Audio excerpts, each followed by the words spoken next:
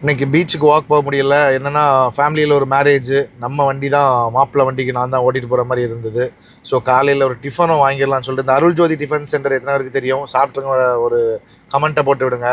நல்லா இருக்குங்க. இட்லி வந்து 13 ரூபா இருந்தாலும் நின்றுட்டு சாப்பிட்ற ஒரு கடை. அதுக்கான ஒர்த்தாக இருக்கும். நல்ல ஒரு ஃபேமிலி ஸ்டைல்லையே சாம்பார், சட்னி, ரச வடை எல்லாம் பர்ஃபெக்டாக இருக்கும். ஸோ வீட்டில் இன்றைக்கி யாரையும் சமைக்க வேண்டாம்னு சொல்லிட்டு பார்சல் வாங்கிட்டு நடந்தாச்சு.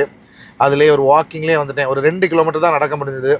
சரி, ஸ்கிப் பண்ண வேண்டாம் அப்படின்னு சொல்லிட்டு ஷூவெல்லாம் போட்டு பிளான் பண்ணி வந்துட்டேன். பண்ணியாச்சு. எனக்கு காரை வந்து ஒரு டெக்கரேஷன் பண்ண வேண்டிய இருந்தது. ஸோ இந்த சிம்லாங்கிற கடை இதுவும் செட்டிக்குளத்தில் தான் இருக்குது. அங்கே தான் கொண்டு போனேன். என் மேரேஜ், சிஸ்டர் மேரேஜுக்கெல்லாம் அங்கே தான் மாலை அந்த மாதிரி டெக்கரேஷன் ஐட்டம்லாம் வாங்கியிருக்கோம். ரொம்பவே நல்லா பண்ணுவாங்க. காலையில் 6:30 7 மணிக்கே ஓப்பன் பண்ணி வச்சுருந்தாங்க. அது பெரிய விஷயம்.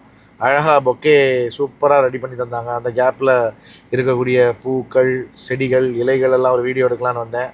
நல்லா இருக்கு பாருங்கள். உங்களுக்கும் மாலைகள், தோரணங்கள், பொக்கே, அப்புறமா கல்யாணத்துக்கு மாலையெல்லாம் தேவைப்பட்டு அந்த சிம்லாவை காண்டாக்ட் பண்ணலாம். பெய்டு ப்ரொமோஷன்லாம் இல்லை, நல்லா பண்ணாங்க. அதனால ஒரு இது.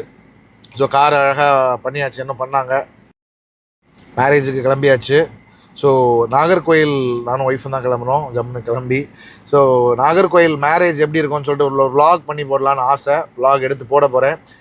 கண்டிப்பாக சப்ஸ்கிரைப் பண்ணி வச்சுக்கோங்க. அடுத்த வீடியோ அந்த vlog தான் வரும். சூப்பராக இருக்கும், பாருங்கள்.